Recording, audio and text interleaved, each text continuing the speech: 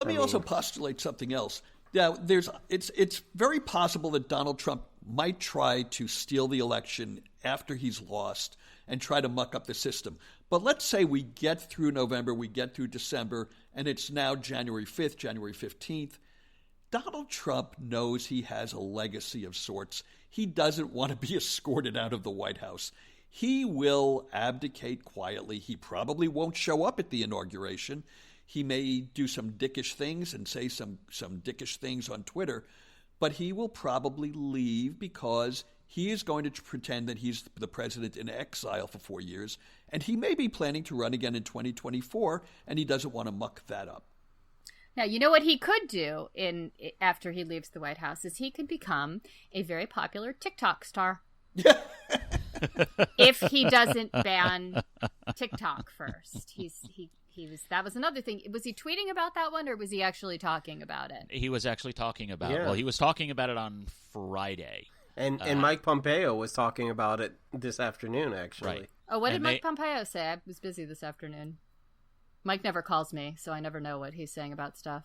Answer your damn phone. I know. Answer your damn phone. I have stuff to do. No, if you see I can't be taking calls from the Secretary of State. If you see Mike Pompeo on your caller ID, decline the call. Look, Pompeo was towing the line that it's an issue of national security that China owns, and that they're reaping data from American people. Remember, TikTok has over 80 million users, and most of them are under 20 years old. Funny, the Trump administration didn't seem to mind when the Russians were reaping data from the DNC and John Podesta.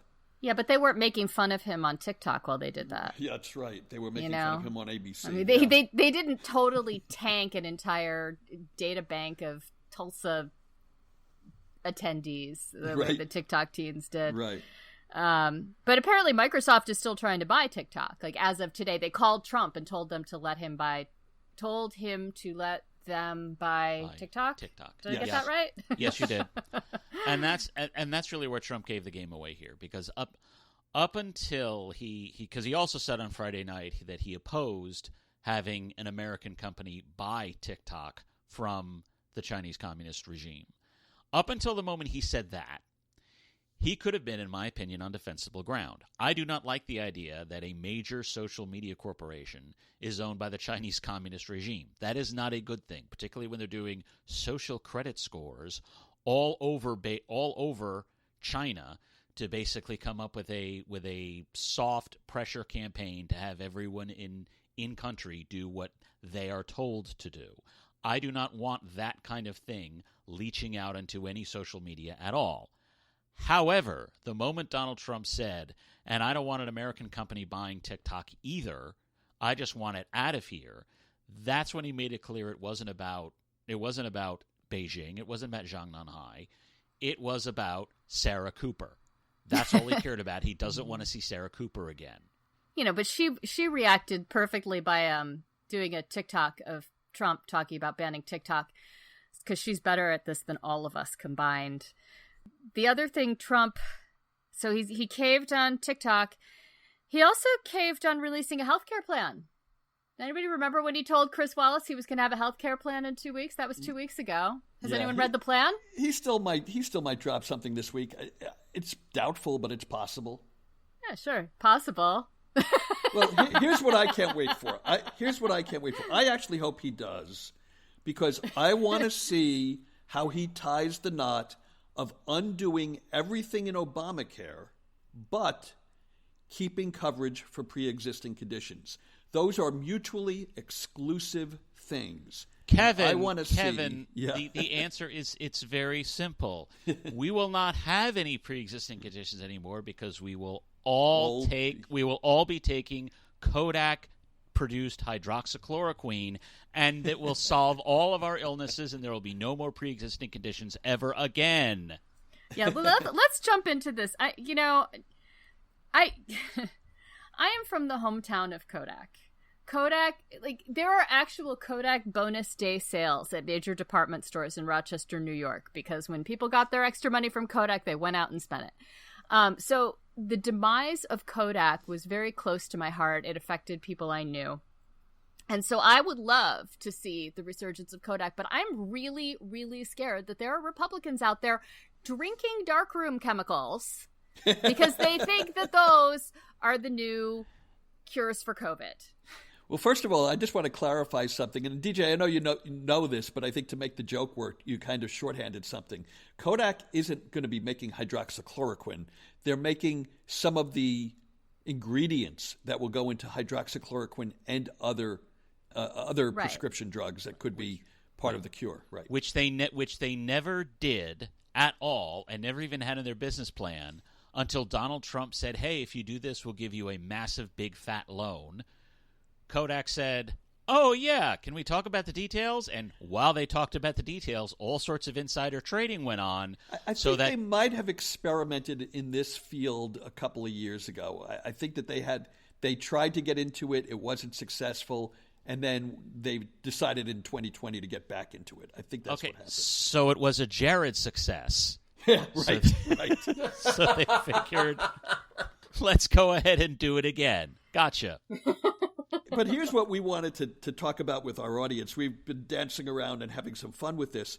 But the interesting thing, if you don't know this about the Kodak deal, is shorthanded, the Trump administration pumped $760 million or something like that into this company so they can produce ingredients, chemicals, other things that will be used to make a vaccine once one is approved, and hydroxychloroquine and some other drugs that may be part of the potential treatment for COVID-19. So that was announced publicly on a Tuesday.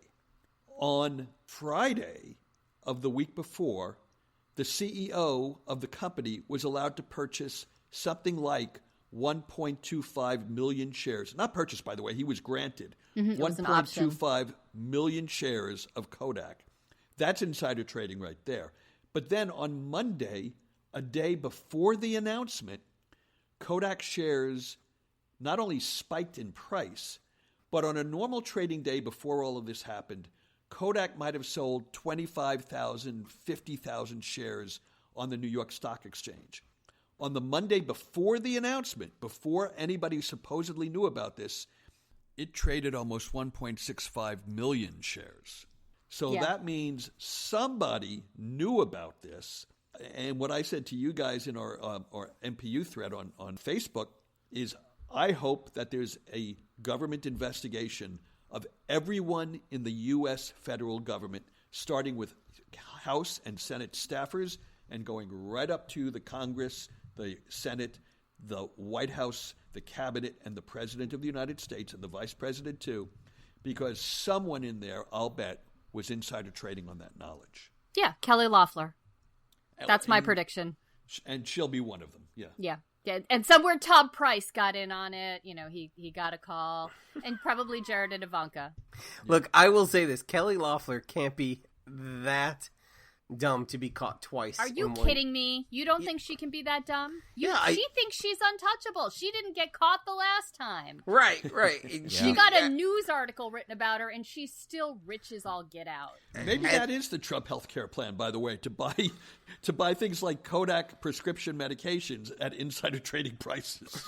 Yeah, and for all we know, Richard Burr might have done it again because all he got out of it was a Hamilton pun. Pardon me, are you Richard Burr, sir? Oh, boo.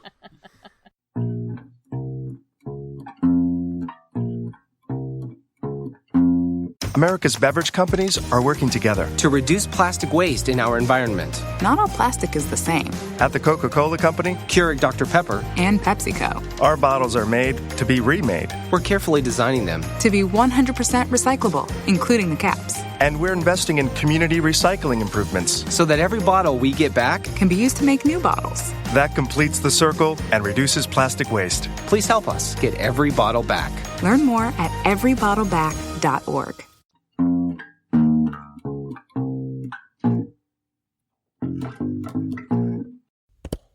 Hi.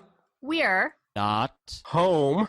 Leave a message for the more perfect union podcast. Real debate Without the hate. Perfect.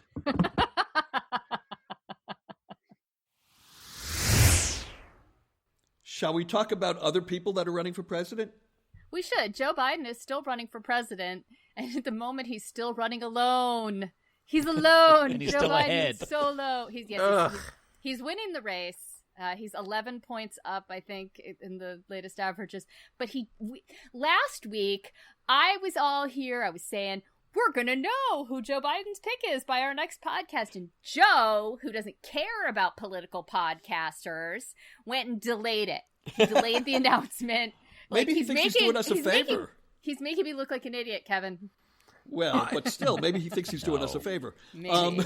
Do you know why? Does anyone have a thought why he delayed it? I have a couple ideas. Yes, Greg, let's hear from you first, and then no, I want to hear Kevin's because Kevin, I want to hear from Kevin because I know my answer is the right answer. So you guys might know mine because I posted it on Facebook today, and as always, everybody told me what a fool I am. But let's hear what a fool believes. What a fool believes. You see, the wise man has the power to reason away. Yes. Oh my God. My theory is that, and I don't know this, it's just a theory. I'll probably be proven wrong. Maybe tomorrow he's going to announce, and it was just a question of waiting until the weekend was over. But my theory is that that something went wrong in the vetting process. Now, I don't mean, blew up or anything.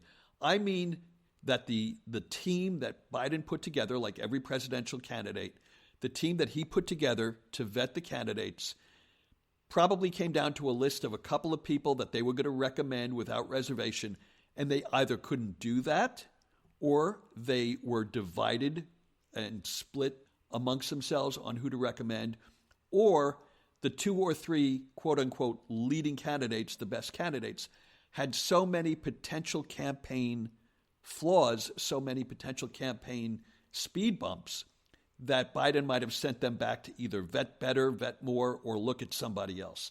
That's what I think happened. You guys tell me why I'm wrong.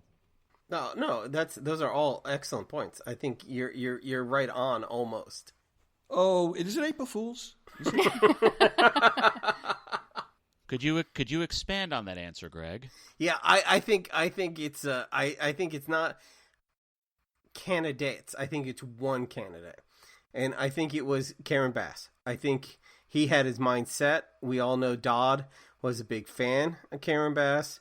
And I think what happened was maybe Wednesday or Thursday, the Scientology video of Karen Bass was uploaded where she was at a Scientology opening center and she gave a lot of praise. And if you're a Scientologist, good for you. But it does not play in the middle of the country when you quote like how great L. Ron Hubbard is. It just doesn't.